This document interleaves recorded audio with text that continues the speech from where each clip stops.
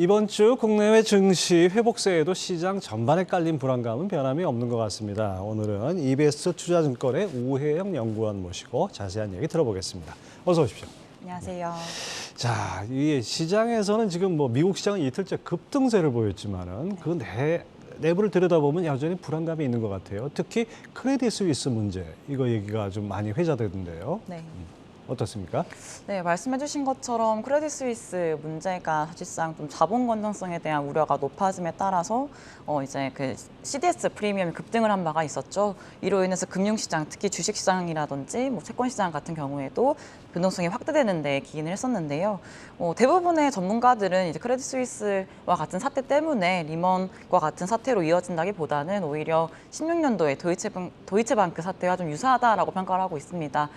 사실상 과거 특히 글로벌 금융위기 이전과 이후를 보시면 이제 좀 다른 점이 명확한 점은 이제 은행에 대한 규제가 좀 강화가 됐었죠. 사실 자본 건전성이라든지 유동성을 조금 더 풍부하게 가지도록 규제를 엄격하게 가져온 부분들도 있고요. 그다음에 서브프라임 모기지와 같은 리먼 사태를 약간 일으킨 이유를 보시면은 레버리지를 과도하게 확대를 시켰고 이로 인해서 자산시장에 버블이 터지면서 문제가 발생을 했고 이로 인해서 금융기관의 연쇄 도산이 발생을 했었는데 지금은 사실 진짜 레버리지를 많이 일으켰다기보다는 시장에 풀려있는 과도한 유동성, 막대한 유동성이 끌어올린 자산시장 가격. 결국에는 자산시장이 빠지더라도 과거와 같은 문제가 연쇄적으로 발생하기에는 그렇게까지 심각한 상태는 좀 아닌 것 같다라 말씀을 드리고 있습니다. 한번 세게 겪었기 때문에 제2 리만 사태 저는 이 말을 쓰고 싶지 않아가지고 가급적 안 쓰려고 그러는데 어쨌든 간에 이제 크레딧 스위스 이 얘기가 나오면서 시장에서는 항상 앞서가지만은 이것이 연준의 양적 긴축 완화라든지 또는 정책 전환이라든지 이런 아주 희망 회로를 돌리는 것 같아요. 이거 가능한 얘기입니까?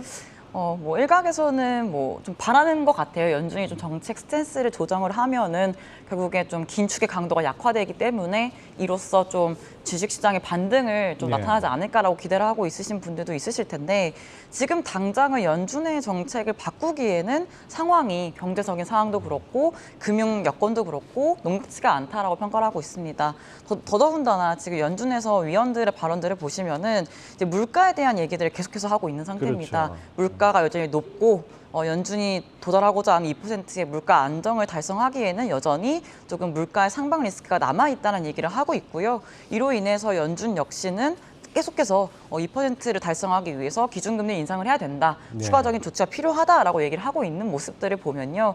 지금 당장 사실상 물가가 높고 그다음에 금융 여건 측면에서도 뭔가 부족한 유동성이 또 문제가 발생한 것도 아니기 때문에 지금 당장 연준이 정책이 좀 바꾸는 것을 기대하기에는 좀 기대가 좀 과도하다라고 평가를 하고 있습니다. 항상 희망사항이 현실이 되길 기대하지만은 또 거꾸로 가는 경우도 많죠. 월가에서는 12월쯤이면은 연준이 뭔가 긴축을 끝낼 수도 있다 이런 예상까지도 일부 나오고 있는데요. 그동안 앞서 말씀해 주신 대로 연준 그 이사들이나 파월 의장이 한 말이 있는데 쉽게 바꿀 수 있을까요? 저는 좀 어렵다라고 판단하고 있습니다. 그리고 연준에서 지금 계속 말씀드렸듯이 물가 안정이 가장 좀 달성해야 되는 책무인데요. CPI로 보든 PCE 물가 지수로 보든 2%의 두세 배 이상의 숫자를 기록하고 있기 때문에 지금 당장 정책을 바꾸기는 좀 어려울 것 같고요. 지난 9월달 FOMC를 통해서 기준금리를 이제야 좀 제약적인 수준, 리스트릭티브하다라고 표현을 할 수 있는 범위로 만들어 놓은 상태입니다. 원론적으로 그 금리 수준은요, 이제 물가를 떨어뜨릴 수 있는 이제 금리의 레벨일 거거든요. 이제부터 이제 기준금리 자체가 물가를 조금 떨어뜨리는데 상당히 기여할 수 있는 수준일 거다. 그럼 앞으로 이 물가가 떨어지는 것들을 봐야 되기 때문에요. 사실 연준이 지금 금리를 인상하는 것에 대해서 폭은 조정할 수 있겠지만 인상을 멈춘다든지 연내 금리 인상을 멈추고 QT 규모도 줄인다든지 하는 선택은 지금 당장 뭔가 전망을 하거나 가능성이 높다라고 얘기하기는 조금 어렵다라고 평가를 하고 있습니다. 설령 연준이 정책 전환을 하더라도 그것은 또 어떻게 보면 시장의 파티의 시작이라기보다는 또 다른 시즌의 시작이 아닌가 이런 시각도 있습니다. 너무 희망적으로만 지금 이거를 해석하는 거 아닌가 생각이 듭니다. 앵커님 말씀해 주신 것처럼 지금 피봇에 대한 기대감이 높다. 그러니까 피봇을 하게 됐을 때 주식시장이 올라갈 수 있냐 약간 이런 기대감이 있는 것 않습니까? 네. 근데 저는 피봇에 대해서 좀 정확하게 명확하게 좀 정의를 내리자면은 만약에 피봇을 금리 인상 폭 조정이다라고 뭐 가정을 한다라고 한다면 75bp의 자이언트 스텝에서 빅 스텝으로 움직이는 거, 그다음에 25bp로 이제 바뀌는 것 자체가 물론 긴 축의 이제 상태 강도로 보면은 뭐 줄어드는 것처럼 보일 수 있겠죠. 다만 제가 말씀드렸듯이 기준금리 레벨은 정말 우리가 생각할 수 있는 긴 축의 범위에 있다라고 얘기할 수 예. 있는 수준이기 때문에요. 앞으로 인상폭이 줄어드는 피봇이 나타난다 하더라도 이 긴 축의 이 범위랄까요? 긴 축의 레벨로서는 계속해서 강도가 높아진다라고 해석을 하셔야 될 것 같고요.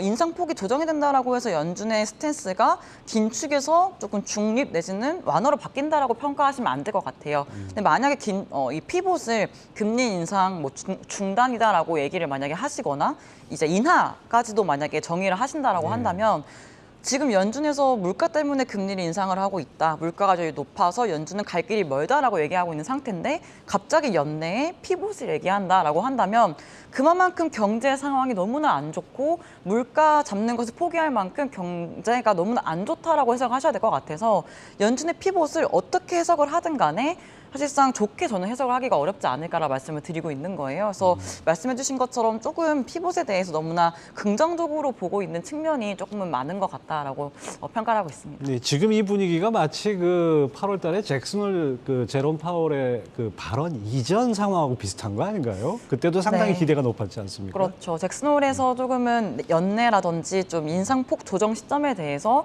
조금은 넌지시 시그널을 주지 않을까라고 생각을 했던 부분들이 있었는데 오히려 이제 잭슨홀 미팅에서 좀 더 강력하게 연준의 이제 금리 인상 의지를 보여줬던 예. 측면도 있었고, 그다음에 8월 CPI가 발표되고 나서 오히려 물가에 대한 우리의 고점 형성 인식 역시도 조금은 뒤로 후퇴하는 모습들이 나타났거든요. 이로써 좀 더 강도 있는 좀 더 센 금리 인상이 이어지겠구나라고 이제 조금 다시 시장이 흘러갔기 때문에 아마도 지금 뭔가 11월 FOMC까지는 거의 한 달 정도가 또 남았지 않습니까? 예, 예. 그 전까지 발표되는 물가 지표들 내지는 고용 보고서들 이런 걸 보면서 시장은 또 맘대로 또 해석을 할 겁니다.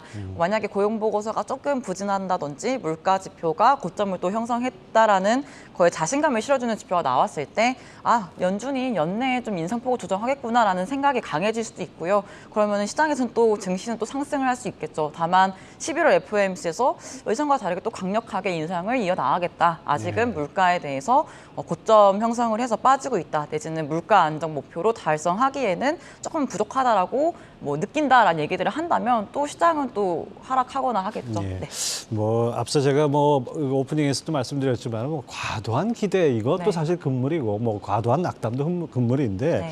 그 월가도 보면은 시장에서 희망 회로를 너무 과도하게 돌리고 정작 그렇게 안 나오면 과도하게 네. 아주 그냥 과매도 상태로 가는 네, 이런 좀 이게 심한 것 같아요.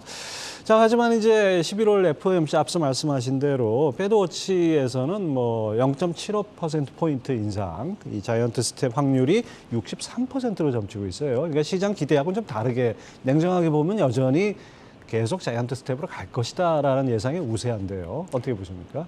네. 그런 전망이 나올 수밖에 없는 이유는 사실 9월 FOMC 점도표에서 시사한 예, 금리 그렇죠. 추가 인상폭이 125bp가 예. 연내 추가 인상폭입니다.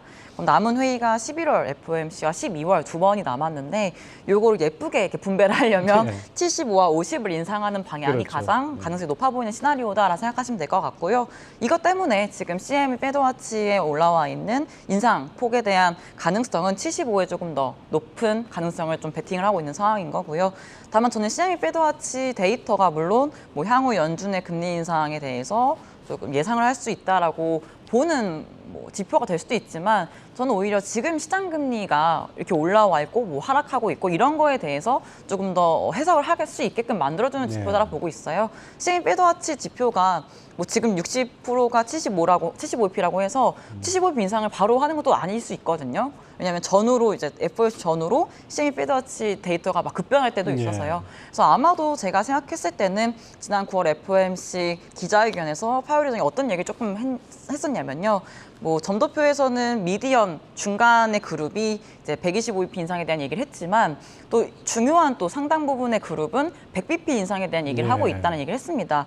결국에는 이제 앞으로의 이제 글로벌 상황도 물론 봐야 되겠지만 미국 내 경기 상황, 물가 상황을 보면서 125가 아닐 수도 은요, 제가 말씀드렸듯이 11월 FOMC 전까지 발표되는 지표들 내지는 뭐 11월 달에 75를 하더라도 뭐 12월에 25bp를 할 수도 있을 네. 가능성까지도 있어가지고 일단은 연준에서 기본적인 시나리오는 75, 50으로 보고 접근하시는 건 맞을 것 같은데요.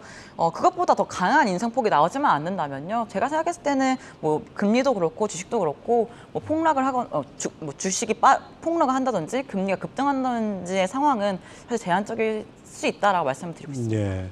자, 우리가 한 반년 전으로 돌이켜 보면은 미국의 금리가 0.25% 시절이었던 불과 반년 전입니다. 근데 당시에 돌이켜 보면 미국에서 이제 작은 집에 불이 났는데, 미국이란 집에서 불이 났는데 지금 거기서 막 그냥 불 끄겠다고 물을 붓다 보니까 다른 곳에서는 이제 폭발 사고가 날 지경이 되지 않았습니까? 네.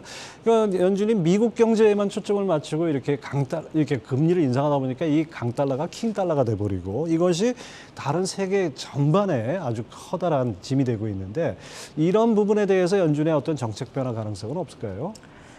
사실 통화 정책이라는 게 너무나 당연한 얘기일 수 있지만 자기 나라 상황을 보고 통화 정책 결정하는 게 사실은 원론적인 결정 방안입니다. 네.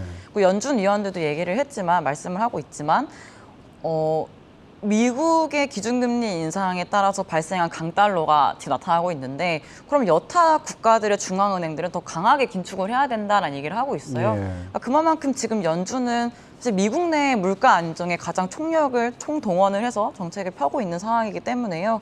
이 강달러 때문에 발생할 수 있는 글로벌 다른 여타 국가들의 문제 내지는 뭐 그 국가들의 통화 가치의 평가 절하, 이런 것들은 사실 연준 입장에서는 지금 당장 엄청 고려를 할 수 있을 만한 네. 여력도 없을 것 같고요. 지금 금리 인상을 빠르게 해서 물가 안정을 만들어 놓는 것들이 전반적인 미국 경제 내에 이제 안정과 지속적인 경제 성장을 위한 방법이다라고 평가를 하고 있어서, 연준이 다른 나라가 좀 어려워진다고 해서 또는 다른 나라의 통화 가치가 너무나 강하게 극심하게 평가 절하가 된다고 해서 금리 인상을 멈추던지 금리 인상 폭을 뭐 이런 것들을 신경 쓰면서 조정할 것 같지는 않다. 오로지 이제 미국 내 경기 상황, 미국 내 물가와 고용, 이런 전반적인 경기 침체에 대한 전망들, 이런 것들을 보면서 금리 인상에 대한 결정을 해 나갈 것이다라고 평가를 하고 있습니다. 예, 결국 우리가 돌고 돌아서 미국의 물가, 고용 이 상황 눈여겨 봐야겠네요. 뭐 70년대 미국 재무장관이 했던 얘기 떠오릅니다. 달러는 우리 통화지만 문제는 너희들 것이다라고 했던 얘기가 다시 한번 떠오릅니다.